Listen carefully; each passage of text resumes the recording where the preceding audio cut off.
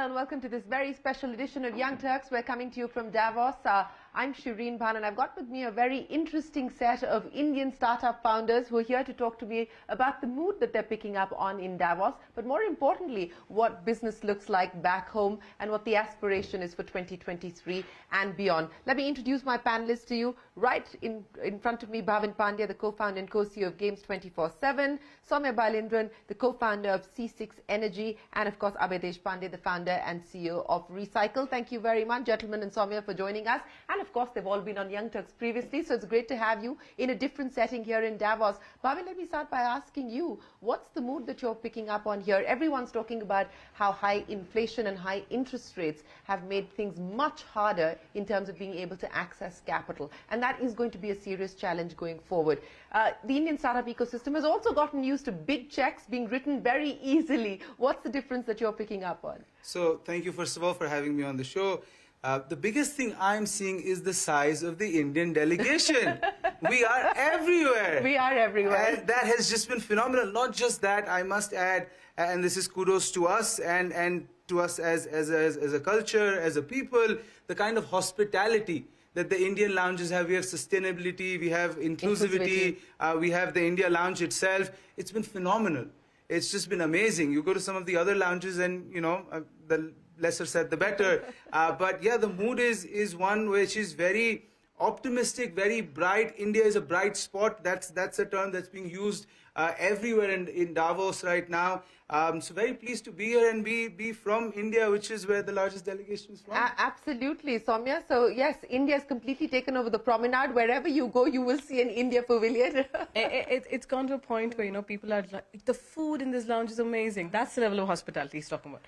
But apart from that, I think the mood, though there's going to be a lot of inflation, recession, that's a big talk in this. I'm also seeing a huge spotlight, including, you know, the addresses by the European leaders, everybody on the pledge about sustainability and towards net zero. I think it's also a big topic today that people are realizing that we do not have any more time to waste. And we all have to start right now in addressing our whole ambitions of getting to net zero, reducing emissions, and making sure we have a planet to live in.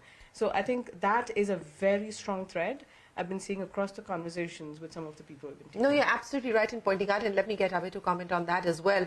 Because what's interesting here is, last year, for instance, a lot of the conversation was dominated by the pandemic and COVID and the healthcare response and the kind of investments that healthcare would need.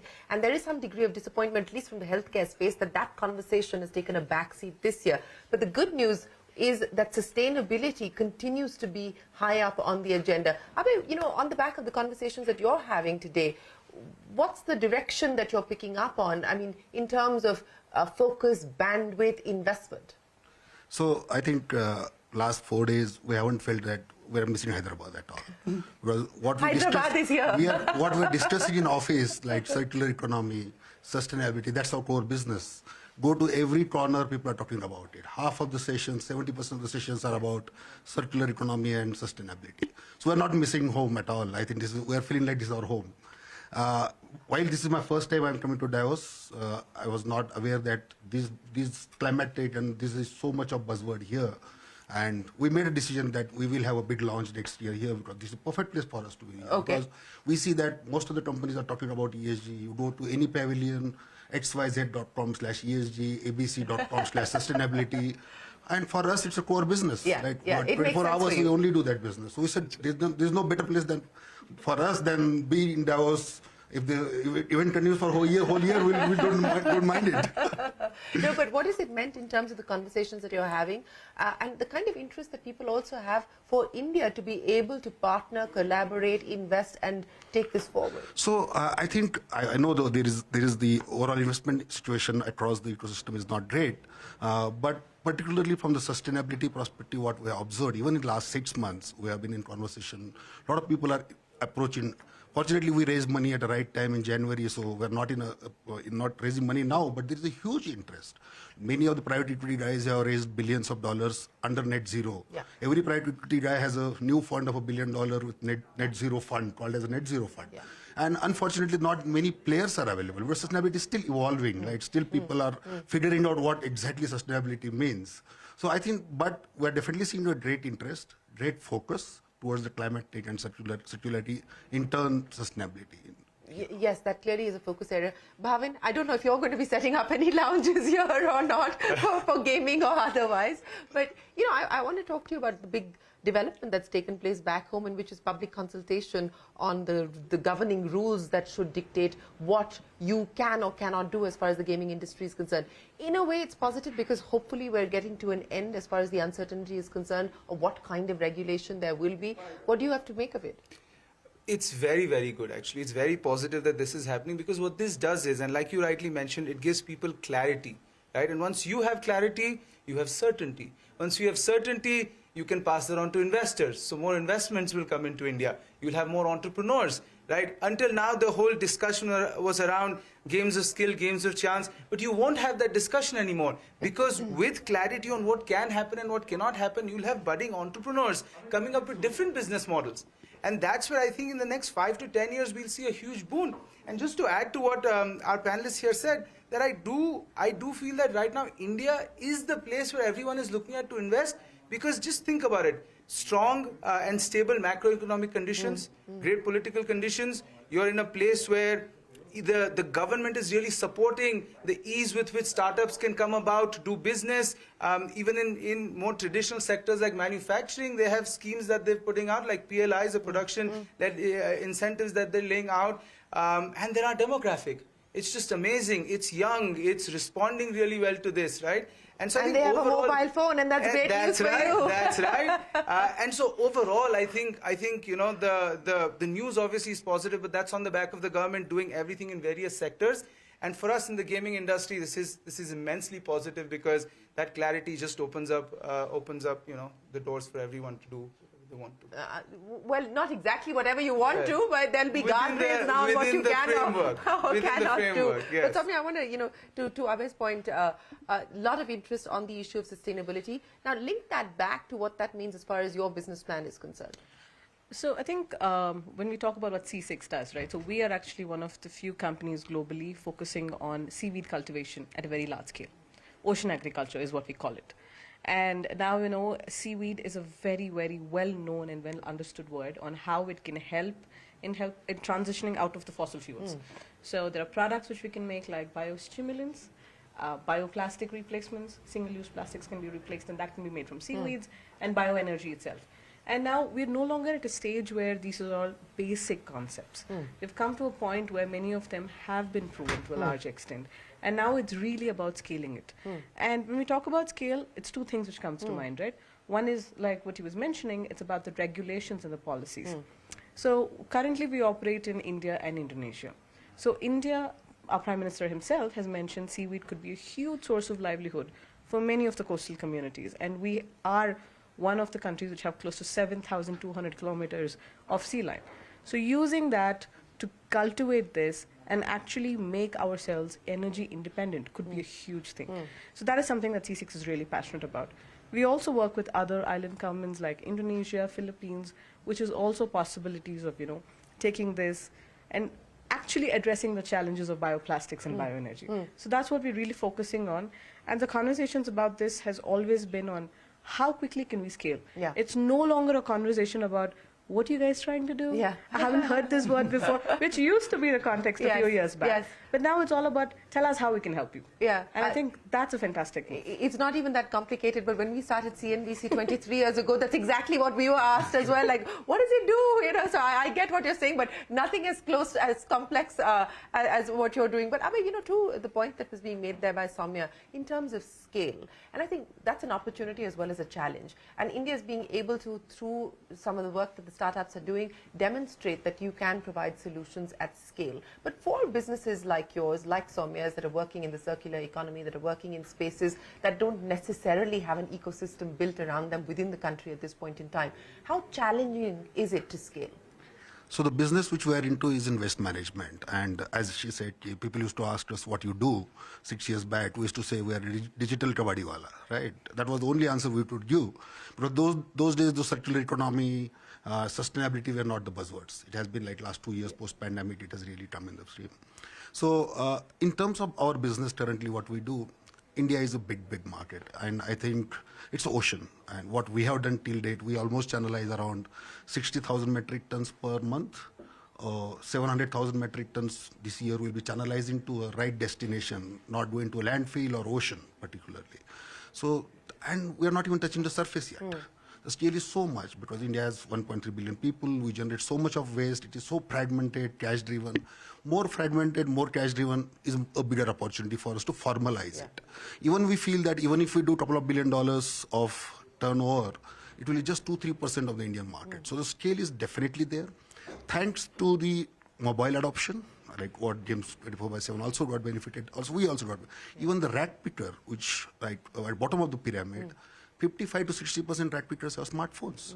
We have thousands of rack pickers using our app and selling the material and getting money through using Jio for 299 rupees per month. So I think that scale in this business and particularly from the waste management to the sustainability aspect, I think the corporates have moved towards it. Definitely people are looking towards it seriously. It was a board discussion till 1 year back, but now it has gone beyond the board. Definitely the metrics are tracked. We have been working with multiple corporates as a sustainability partners who help them in bringing circularity into their material flow. And we see a great scale. And India itself, I don't see now, we have to look at the world for scaling your business. India itself is a large opportunity in this space. A man on a scooter went into a pothole and died. A man on a scooter went into a pothole and died. Man, excuse me, how do you feel? Huh? How do you feel? There. Want stories? With all of the news and nothing but the news? Launching on the 26th of January, it's my take on the world.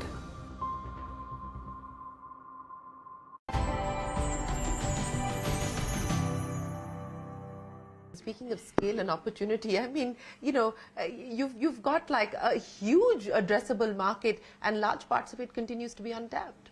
Oh, absolutely. And, you know, on a lighter note, I wanted to share that for a change, it feels good to be ahead on the whole gaming ecosystem, what it is, where it is, because there are other ecosystems that are developing, you know, slightly behind gaming. So I think to answer your question, you know, we, for the most part, as Games24x7, we do Rummy Circle, we do My 11 Circle, we do U Games for the international markets. And as you said, there is untapped potential. Rummy used to be a game that was predominantly played in the South, but now it's played everywhere. And the goal is to just sort of continue proliferating the game throughout India. My 11 Circle, we have a huge opportunity, had a great IPL, had a great World Cup, and we'll just sort of go from strength to strength on that one. And with U Games, we're actually building games in India for the world, for the Western European and American markets, right? And what we're doing is we're bringing expertise from there, training our folks in India, and then building really world-class content over there. And all of this has been possible because of what we call the science of gaming, where we think that awesome game-playing experiences are really at the intersection of entertainment and science. Like, you have to be very scientific about what you do, right? You have to, you know, through the clicks and taps of your players, analyze everything that they're doing and use that information then to better engage them.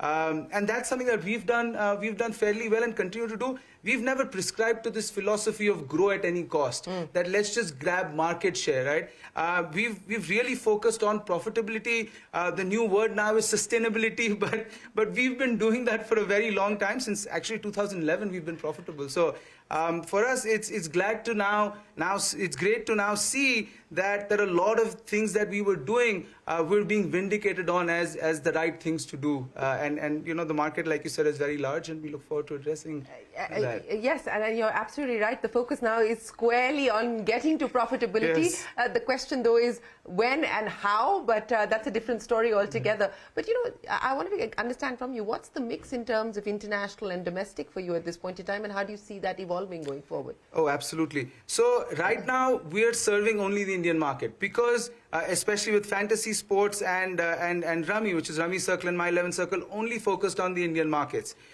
We are looking at international very seriously. Through U Games, we're building casual games because they have more appeal in the West. And we believe that there is a lot of potential that will be untapped here. One of the games that we're going to release very soon, we have very high hopes from, because, you know, the way we release games, we make sure that that they do well as we test them, and then we release them to a wider audience.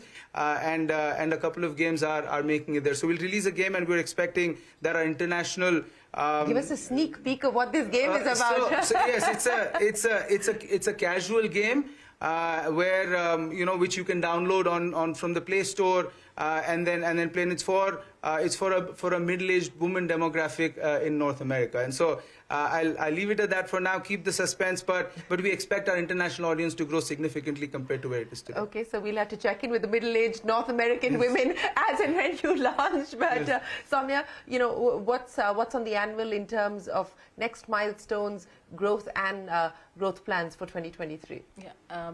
So what we've done over the years is we first kind of demonstrate, to kind of add to what he said, we're probably one of the first Indian companies to actually make a patented product for agriculture, which helps in increasing the yield of the plants. And we sell it in countries like US, Europe, and Japan. It used to always be reverse, right? We used to get products from outside countries, which needs here to be sold and help our farmers. But for the first time, I think we have an Indian company doing it, and we're selling in multiple countries already, this particular product. So patented in India for the world. Patented globally, produced and made from India. So that's the whole thing. And that's something that we're very proud of. In the next 18 to 24 months, I think we're squarely going to be focusing on biomaterials, which is basically replacements for plastic products. Single-use plastic is a whole range of applications which actually doesn't have to be plastics. And I think we're going to need all the solutions. We're going to be recycling, we're going to be needing other kinds of biomass-based solutions, and I think seaweed has a big role in that. So we are quite strongly focusing on that. And there again, there's a lot of interest, not just from India, but also globally, on how people are really looking to transition out of the plastic economy and into more sustainable solutions. So that's a very big part. And of course, the larger aim for C6 has always been about trying to bring an alternative option for fuels itself. So biofuels is pretty close to our heart. We started with that 12 years ago. I think that's still about 3 to 5 years away, but the focus is still up there, and we'll keep moving on that. Abhay? So I think, as you're aware, India has taken over the G20 presidency. Yes. And one of the major focus area in that is circularity. And I think everyone, top to bottom, is trying to really bring in policies and work on those areas. As far as our business concerned, one thing we realized during pandemic is that waste management is a precision and pandemic-free business, because waste will never stop. That is, you're at home, you're outside, waste will keep generated. So that makes the two of you, both of you are recession-proof in a sense. Completely different ends of the spectrum. Definitely, to some sense. And so we have been growing 3x, 4x during pandemic. We're growing 5x this year, in the financial year. We will try to continue the same journey in 2023. Apart from that, we are actually, as I said, the whole sustainability is nothing but a behavioral change. And sustainability is a behavior, and we need to bring that behavioral change. And we're building some products, and we have bought some products in the market. Like one of the innovation which we did recently was in Kedarnath. We launched a deposit return system. While the Honorable Prime Minister in May came in, Man Ki Baat spoke about that there is a littering happening in Kedarnath, and there was a lot of bad situation there. We went there, we implemented our deposit return system from the base camp to the temple, almost 20 kilometers, all our team, 10-15 guys there, and we put a very difficult terrain to work. And we saw the collection of, we almost collected 130,000 bottles from there. And this was almost zero before that. Because there was a deposit of 10 rupees. If you buy a bottle, you have to pay a deposit of 10 rupees. You return a bottle, you get 10 rupees. Because that incentive was there, and I was cautious about it, I stopped throwing, I stopped littering. So that behavioral change happened there. So we are looking for such implementation at the country level or a state level in the 2023, and that is going to really bring a lot of change in the behavior. Well, I really hope that takes off and that moves beyond Kedarnath to all of our cities and our towns, because it is much needed. Sowmya, Sowmya, you wanted to make a point. I actually have a comment. You know, like you mentioned, in G20, India is leading the presidency, right? I was just coming out of a meeting called O20, which is Oceans 20, the G20 countries coming There's together. all kinds of 20, B20, O20, G20, Empower 20. But then what was really coming out of it is countries are starting to really look at oceans. Yeah. Because 3/4 of the planet that we live is oceans, and we haven't even explored 1% of what it can do to help us. So I think the agenda there has been very strong, and India has also been really pushing. I mean, there's quite a bit of representation from India itself on how we see this moving forward in the G20 presidency, where we can push this agenda. And I think all of these things like recycling, seaweeds, conservation of oceans, all of them are taking a big place. And I really see quite a bright future moving forward this way, because I used to be somebody who always complains about, oh my God, we're not doing anything about it. If we continue this way, it's not going to work. But now I think it's all the more getting clearer and clearer. People are really realizing the need for it. And I think with this collective effort, it probably is going to come to us sooner than expected. Well, you know, more power to each one of you, and I certainly hope that people take these issues seriously and we move towards action and not just talk. That's true. But Bhavin, you know, I want to flip the sustainability, because you said that that's the buzzword now as far as the startup ecosystem is concerned. 2023, do you think it's going to continue to be a challenging year for startups, or do you think that a lot of the correction, the froth is out, and it's probably going to be a healthier year? My personal view is going to be a much healthier year, actually. We're experiencing that. We're seeing that obviously in the industry that we're in the gaming industry. But I also feel that what had happened was that you know, this whole growth at any cost, a lot of investments coming into the country had for a while sidetracked us from focusing on sustainability and profitability. And I think the last year has been a reality check for a lot of companies. And in my view, a lot of that correction has happened. And 23 will not be as easy a year as, say, 2020 was or 2019 were. But I do think that towards the end of 2023, sanity would have sort of been restored, and we'll be back on creating real value instead of valuation in this space. Well, that has always been the tagline of Young Turks. We focus on ideas and companies that create value, not on valuation. Bhavin, Sowmya and Abhay, thanks very much for joining us here on this very special edition of Young Turks in Davos. We wish each one of you the very best of luck. We are going to say goodbye to you on this special edition of Young Turks, but don't go anywhere. We're going to be right back with you with more conversation on CNBC-TV18. Stay tuned.